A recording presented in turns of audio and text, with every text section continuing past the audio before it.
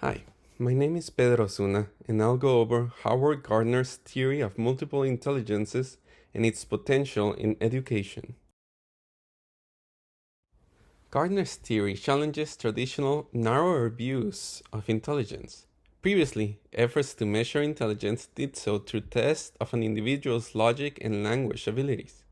According to Gardner, an intelligence encompasses the ability to create and solve problems, create products, or provide services that are valued within a culture or society. The nine intelligences are verbal linguistic, logical mathematical, visual spatial, bodily kinesthetic, musical, interpersonal, intrapersonal, naturalistic, and existential. Gardner's theory also states that everyone has all of them in different proportions. Planning activities for various intelligences enriches student learning. Each intelligence occupies a different area of the brain, and intelligences may operate in consort or independently. Educators should decide how best to present course material given the subject matter and individual class of students. Addressing the multiple intelligences can help instructors pluralize their instruction and methods of assessment and enrich student learning. It is important to remember that it is not necessarily or even advisable to try to accommodate all the intelligences in any one lesson. Trying to work all nine intelligences into a single lesson usually results in a contrived, chaotic mess, with students unable to benefit from the resulting saturation of inputs and experiences. Instead, you should expect to integrate no more than 3 to 5 intelligences into one lesson.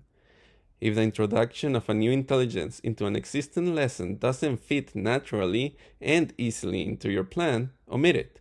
When in doubt, leave it out.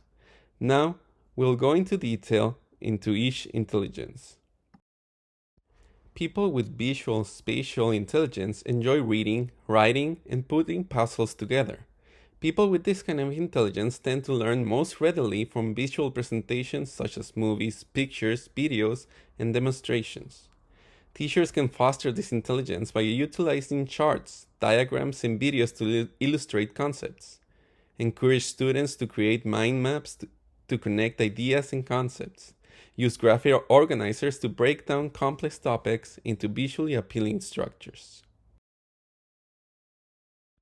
Logical mathematical intelligence refers to an individual's ability to do things with data, collect and organize, analyze and interpret, conclude and predict. Individuals strong in this intelligence see patterns and relationships. These individuals are oriented toward thinking, inductive and deductive logic, numeration, and abstract patterns.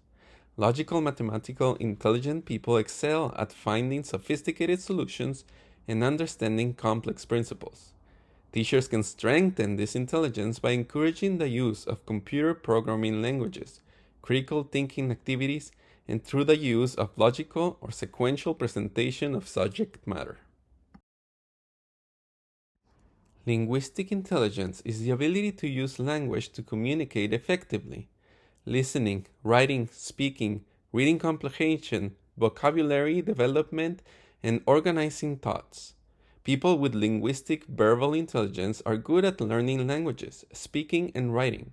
They find it easy to read, write, and memorize details.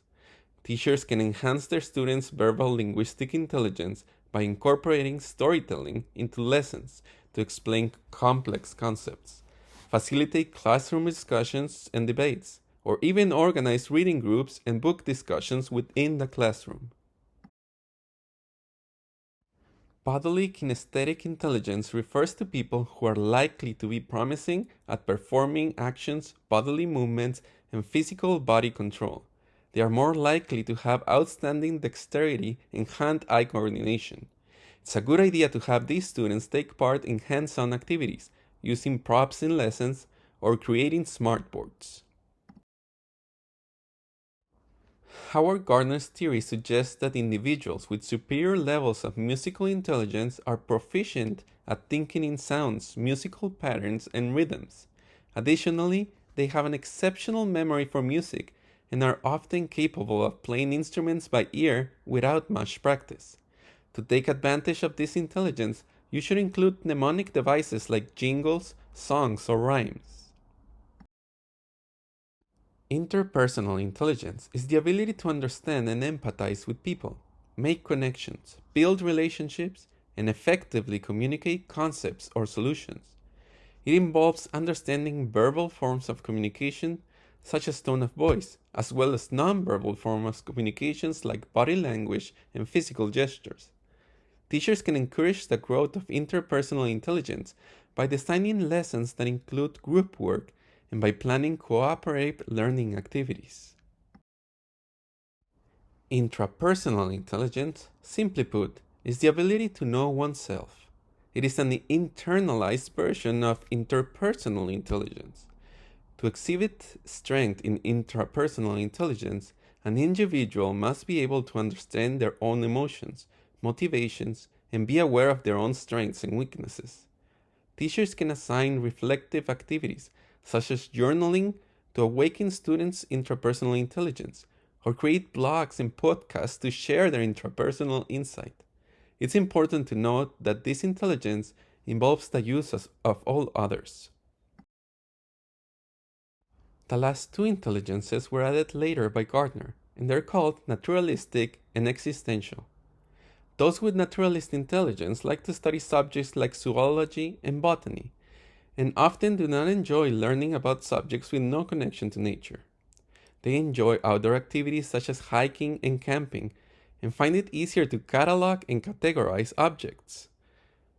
People with existential intelligence are deep thinkers who focus on the larger questions in life, such as the meaning of life, and how personal actions can serve larger objectives. It would be productive to harness this deep thinking by encouraging them to study complex subjects and draw big picture conclusions. Despite all of this, one of the most widely held criticisms is that there is little, if any, empirical evidence to support the premise that education focused on intelligences produces better results, and that Gardner's definition of intelligence is unnecessarily broad that merely represent people's abilities and personal traits. Regardless, instructing using the theory of multiple intelligences may show students that every student is intelligent in some way, giving them confidence and improving their motivation to learn. Should you want to learn more of what I've just scratched the surface, please feel free to peruse the links I've used as reference.